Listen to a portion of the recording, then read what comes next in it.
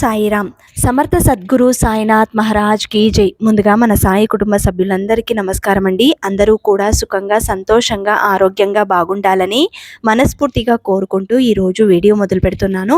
ఇక ఈరోజు వీడియోలో బాబా గారు ఏం చెప్పబోతున్నారు అంటే, తల్లి ప్రతి గురువారం నా కోసం ఈ ఒక్కటి చేయమ్మా, నువ్వు అడిగింది కాదనకుండా ఇచ్చే బాధ్యత నాది. నమ్మకంతో చేశావంటే ఫలితం క్షణాలలో చూస్తావు అని చెప్పి ఈరోజు బాబాగారు ఈ గురువారం నాడు నీ కోసం అంటే సాయి భక్తురాలి కోసం ఒక చక్కటి సందేశాన్ని మనందరి కోసం అందిస్తున్నారండి. ఎవరైతే బాబాగారి మీద నమ్మకం పెట్టుకొని ప్రతి గురువారం నాడు బాబా కోసం ప్రత్యేకంగా పూజలు చేసుకుని బాబాగారి కోసం అంటూ నాకే కోరికలు వద్దు, ఏ సమస్య వచ్చినా నాకు ఎలాంటి కోరికలు పుట్టినా సరే బాబాగారు అన్నీ చూసుకుంటారు అని చెప్పి బాబాగారి మీద పూర్తి విశ్వాసం పెట్టుకొని నమ్మకంతో బాబాగారిని ఆరాధిస్తారు చూడండి. అలాంటి వారి కోసం ఈరోజు బాబాగారు అందిస్తున్న ఇంత గొప్ప సందేశాన్ని ఎవ్వరూ కూడా మిస్ చేసుకోకుండా బాబాగారు ఏం చెప్పాలనుకుంటున్నారో ఈ గురువారం నాడు అందరూ విని తరించండి. తల్లి, నువ్వు నా మీద పెట్టుకున్న నమ్మకాన్ని నేనెప్పటికీ పోగొట్టుకోను. నీది నాది జన్మ జన్మల అనుబంధం కాబట్టి ఈరోజు నువ్వు నా మాట వింటున్నావు. ఈ గురువారం నాడు నీ బాబా కోసం ప్రత్యేకంగా ఏదైనా చెయ్యాలి అని చెప్పి ఆరాటపడుతున్నావు. అది నా మనసుకు అర్థమైంది తల్లి. నీ మనసులో ఉన్న ఆవేదనని నాతో చెప్పుకుంటున్నావు. నీ సమస్య ఏదైనా సరే బాబా ఉన్నారు కదా అని ఎంతో సంతోషంగా ఉంటావు. ఎన్ని బాధలు వచ్చినా వాటిని మనసులోనే దాచుకొని పైకి ఆనందంగా కనిపిస్తావు. ఎందుకంటే నీ మీద నీకు నమ్మకం, అలాగే నువ్వు పెట్టుకున్న నమ్మకాన్ని నీ సాయి ఎప్పుడూ కూడా పోగొట్టుకోడు. తల్లి, ప్రతి గురువారం నా కోసం అంటూ ప్రత్యేకంగా ఉపవాసం ఉంటున్నావు. నువ్వు ఎంతో సంతోషంతో చేసే ఈ ఉపవాసం నాకు ఎంతగానో నచ్చింది. అదే నువ్వు ఏదైనా బాధ పెట్టుకుని మనసులో ఆవేదన చెందుతూ ఎప్పుడైనా సరే ఏ గురువారమైనా సరే ఉపవాసం ఉన్నట్లయితే అది నా దాకా రాదమ్మా. కాబట్టి నీ మనసులో ఉన్న ఆవేదనలను పక్కన పెట్టి ధైర్యంతో ఏ సమస్యనైనా ఎదురించు. అంతేకాని బాధలను దిగమింగుకుంటూ నా కోరిక తీరాలి అని చెప్పి నువ్వు ఏ గురువారమైనా సరే ఉపవాసం ఉంటే అది నాకు చెందదమ్మా. ఒకవేళ నువ్వు మనస్ఫూర్తిగా నా కోసం అంటూ అంటే నీ బాబా కోసం ఉపవాసం ఉండాలి అని అనిపిస్తే ఖచ్చితంగా ఈ విధంగా ఉండు. లేదు, నేను నా కోరిక తీర్చుకోవడం కోసమే ఉపవాసం ఉంటాను అనిపిస్తే ఆ విధంగానే ఉండు. నీ మనసు చెప్పిందే నువ్వు చెయ్యి. ఇతరులు చెప్పారని నువ్వు అలా ఉండకు. నీ ఆరోగ్యం పట్ల నువ్వు జాగ్రత్తలు తీసుకో. ఎవరైనా ఉపవాసం చెయ్యి, నీ బాబా కోసం లేదా నీ ఇష్టదైవం కోసం ఈ విధంగా ఆరాధించు. అంతేకాని ఎవరో చెప్పారు ఏదో చేస్తారు అని చెప్పి మాత్రం నువ్వు అలాంటి పనులు చెయ్యకు. ఎందుకంటే నీ మనసుకు నచ్చినట్లు నువ్వు ఉండగలిగితేనే ఏదైనా సరే నీకు సంతోషాన్ని ఇస్తుంది. అంతేకాని ఇతరులు చెప్పింది చేయడానికి ప్రయత్నిస్తే అది నీకు వ్యర్థమవుతుంది. తల్లి, ఈ గురువారం నాడు నీ మనస్ఫూర్తిగా నువ్వు ఏ విధంగా నీ సాయిని ఆరాధించావో నేను పూర్తిగా చూశాను. నా కళ్ళతో స్వయంగా నేనే వచ్చి నీ ఇంట తిష్ట వేసుకుని కూర్చొని చూశానమ్మా. అందుకే నువ్వు నీ మనసులో ఉన్న బాధని నాతో పంచుకున్నావు. అలాగే బాబా, నేను ఏ విధంగా ఉపవాసం ఉండాలి? నాకు ఒక పెద్ద సమస్య వచ్చింది. ఆ సమస్యని తీర్చుకోవడం కోసమే నేను ఈరోజు ఉపవాస దీక్షని చేస్తున్నాను. మీరు నాకు సహకరించండి బాబా అని నువ్వు అడిగావు కదా తల్లి. నువ్వు మనస్ఫూర్తిగా ఎప్పుడైతే ఉపవాసం ఉంటావో అంటే నీకు తోచినట్టుగా నీ మనసుకి ఏం తినాలనిపిస్తుందో అదే తిను. ఈ ఉపవాస దీక్షలో సాయిని ఏ విధంగా ఆరాధించాలి, ధ్యానించాలి అన్నది నీ ఇష్టానికే వదిలేస్తాను. ఏ విధంగా ఆరాధిస్తే ఆ విధంగానే నీకు ఫలితం అనేది దక్కుతుంది తల్లి. ప్రతి గురువారం నేను ఉపవాసం ఉండాలా బాబా అంటే ఖచ్చితంగా ఉండు అని నేను చెప్పను. నీ మనసుకు నచ్చింది చెయ్యి అని మాత్రమే నేను చెప్పగలను. నా భక్తులు ఎప్పుడైనా సరే ఉపవాసం అనే పేరుతో అష్ట కష్టాలు పడుతూ ఆ ఉపవాస దీక్షని నిర్వహిస్తే నేను మాత్రం చూసి ఎలా ఉంటానమ్మా? అదే నువ్వు ఇష్టంతో చేస్తే రోజంతా మనస్ఫూర్తిగా సాయి ధ్యానం చేస్తూ నీకు తోచిన పళ్ళు, పలహారాలు, అలాగే పాలు కాంచి త్రాగుతూ నువ్వు దీక్షని పూర్తి చేస్తే నాకు నచ్చుతుంది. అది కూడా మనస్ఫూర్తిగా నువ్వు ఇష్టంతో చేస్తేనే నాకు నచ్చుతుంది. లేదు, ఒక ప్రక్కన నాకు చెయ్యాలని లేదు, మనస్ఫూర్తిగా నేను అవి ఇవి తింటూ చేస్తాను అంటే అది కూడా నీ ఇష్టం తల్లి.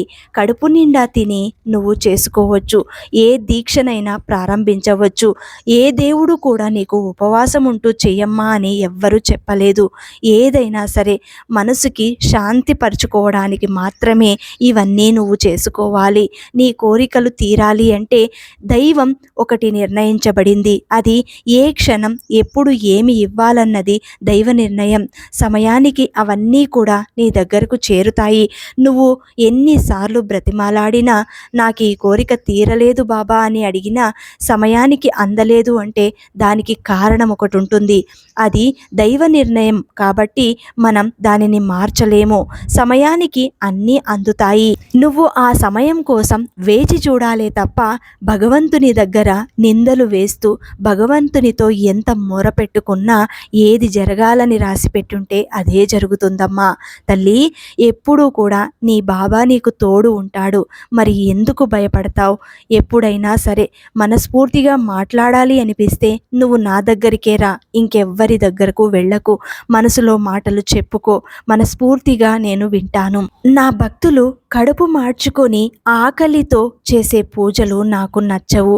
కడుపు నిండా తిన్న తర్వాత మనస్ఫూర్తిగా నువ్వు ఆరాధిస్తే నాకంటే సంతోషించే వాళ్ళు నా తర్వాత నీ తల్లిదండ్రులే అయ్యి ఉంటారమ్మా. కాబట్టి భక్తి శ్రద్ధలతో, శ్రద్ధ సబూరితో నువ్వు మసులుకునే ఏ పనైనా సరే నాకు నచ్చుతుంది. ఈరోజు నువ్వు ఏ కోరికతో అయితే నా ముందు నిలబడి అడుగుతున్నావో ఆ కోరిక తీర్చే బాధ్యత నీ సాయిదే. నా పాదాల ముందు పెట్టావు కదా, ఇక చింతించకు, అన్నీ జరిగిపోతాయి. రాబోయే రోజులలో నీకు అదృష్టం కలిసి వస్తుందమ్మా. ఇక జరగాలనుకున్నది రాసిపెట్టిన తర్వాత నువ్వు దాన్ని తుడచలేవు కదా. ఎంతటి సమస్య వచ్చినా ముందు దానికి తగిన పరిష్కారం వెతుక్కోవాలి. ఏ విధంగా నేను ఆలోచిస్తే దీనికి పరిష్కారం అనేది దొరుకుతుంది అని ఆలోచించు. ముందు భగవంతుని కృప పొందాలి. భగవంతుని కృప లేనిదే ఏదీ కూడా మనం సాధించలేము. ఆయన కృప మన మీద ఎల్లప్పుడూ ఉండాలి అంటే ముందు ఆయన కంటి చూపు మన మీద ఉండాలి. అలా ఉండాలి అంటే ముందు మన ప్రవర్తన మంచిదై ఉండాలి. మనం చేసే పనులను బట్టి భగవంతుడు మనకు విధులను రాసిపెట్టి ఉంటాడు. ఆ విధులు నువ్వు చక్కగా నిర్వర్తిస్తేనే మంచి అన్నది మన తోడు ఉండి అన్నింటిలోనూ విజయాలనేవి సాధిస్తాము అని ఈరోజు బాబా గారు చాలా గొప్ప సందేశం మనకు అందించారండి. ప్రతి గురువారం నాడు బాబా గారి కోసం ఏదో ఒకటి చెయ్యాలి అని ప్రతి భక్తుడు అనుకుంటాడు. కానీ మనస్ఫూర్తిగా ఏదైనా చేస్తేనే కదా మనకు తృప్తిగా ఉంటుంది, బాబా గారు కూడా సంతోషిస్తారు. మనం ఎలాంటి పనులు చేస్తే అలాంటి సత్ఫలితాలు అనేవి వస్తూ ఉంటాయి. కాబట్టి ప్రతి గురువారం నాడు మనకు చేతనైనంత వరకు మంచి పనులను చేయడానికి ప్రయత్నం చేద్దాం. ఏ రోజైనా సరే మంచిని మాత్రమే గుర్తించాలి. ఇతరులను సూటిపోటి మాటలతో బాధించకూడదు.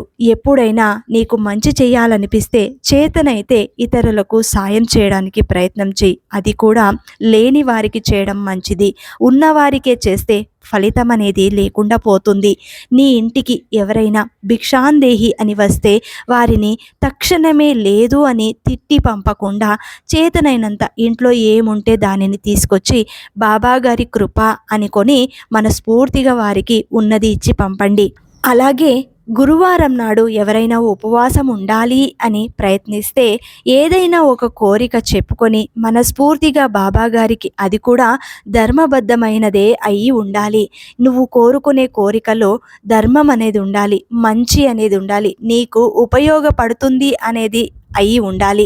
కాబట్టి అలాంటి కోరిక అయితే బాబాగారు తప్పకుండా తీరుస్తారు. ఆ కోరిక తీరితే నీ జీవితం బాగుంటుంది అని బాబాగారికి అనిపిస్తే తప్పకుండా తీరుస్తారు. ఒకవేళ అలాంటి కోరిక కోరుకుంటే మీరు ఉపవాసం ఉండాలి అనిపిస్తే ఇలా ఉండండి. ఆకలికి తట్టుకోలేనివారు దయచేసి ఉపవాసం ఉండకండి.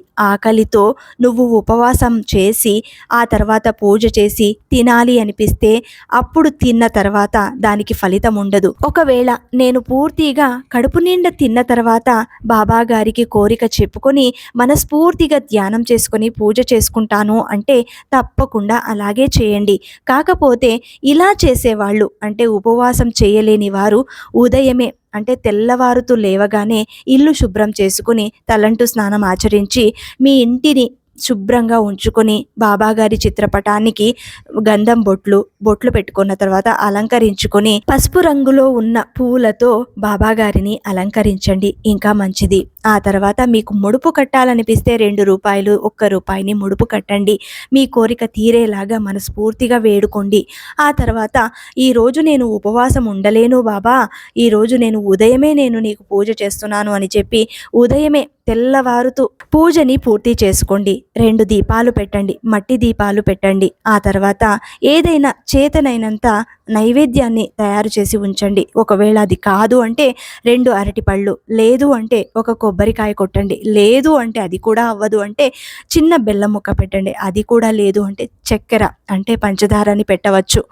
బాబాగారు ఏ చరిత్రలోనూ ఎక్కడా కూడా చెప్పలేదు నువ్వు ఈ విధంగా పూజని నిర్వహిస్తేనే, నువ్వు ఈ విధంగా నన్ను ఆరాధిస్తేనే నేను నీకు నీ యొక్క కోరికని తీరుస్తాను అని ఎక్కడా చెప్పలేదు.